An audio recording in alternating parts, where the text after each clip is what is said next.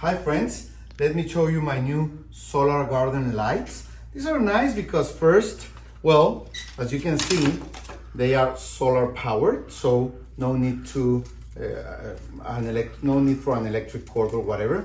They are nice. They are like butterflies. These are like bees, and they have these little poles, so you can put them in your garden, in your driveway, in your walkway, wherever you want them to be, giving a nice, light, colorful touch at night. So, okay, you get 2 of the butterflies ones and 4 of the bees ones.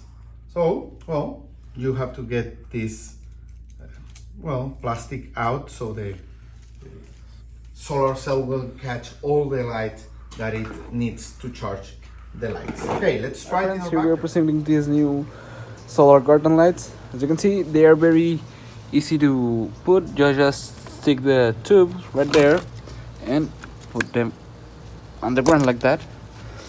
You prepare a solar panel. You're just gonna stick it well so it doesn't fall. The usual manual says that you need to turn them on. So right now we're putting the switch on right here.